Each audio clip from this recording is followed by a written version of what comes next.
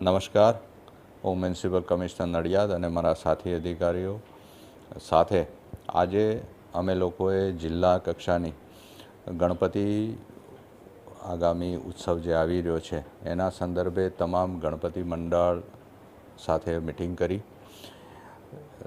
જિલ્લાના તમામ અધિકારીશ્રીઓ પણ ઉપસ્થિત હતા, કલેક્ટરશ્રી પણ ઉપસ્થિત હતા અને આ મિટિંગમાં અમે તમામ મુદ્દાઓ આવરી લઈને તમામ જે તકેદારીઓ રાખવાની છે એના ઉપર ચર્ચા કરી. સામાન્યપણે મૂર્તિ સ્થાપન અને વિસર્જન વખતે ગણેશ ઉત્સવ સમિતિઓ જે છે એમણે જે કોઈ તકેદારી રાખવાની છે એના વિશે ચર્ચા કરવામાં આવી.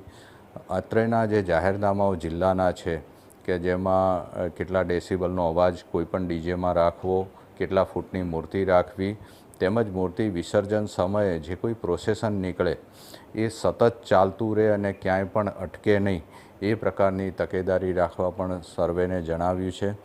સર્વેએ સંમતિ પણ આપી છે અને ખૂબ સારી રીતે જિલ્લામાં આ ઉત્સવ ઉજવાય અને કોઈપણ અણછાતો બનાવ ન બને. કોઈપણ જગ્યાએ મૂર્તિ એટલી બધી ઊંચી ન કરવામાં આવે કે કોઈ વીજ તારને અડી જાય કે વિસર્જન વખતે કોઈ પાણીમાં ન પડે એના માટે પણ તકેદારી રાખવા માટે અમે સૂચનાઓ આપી છે.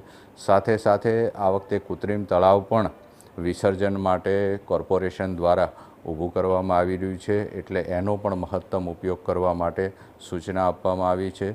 સાથે સાથે અમારું તંત્ર, સમગ્ર પોલીસ તંત્ર સમગ્ર ઉત્સવ દરમિયાન સાથે રહેશે અને ફાયરની ટીમો પણ વિસર્જન સમયે સાથે રહેશે એ પણ એમને જણાવવામાં આવ્યું છે અને એની તકેદારી રાખીને કોઈ પણ અણછાતો બનાવ ન બને એ માટે જિલ્લા દ્વારા જે તકેદારી રાખવામાં આવી છે એના માટે તમામના સહકારની અપેક્ષા રાખી અને તમામ મંડળોએ સહકારની અપેક્ષા આપણને પૂરી થશે એવું જણાવ્યું છે.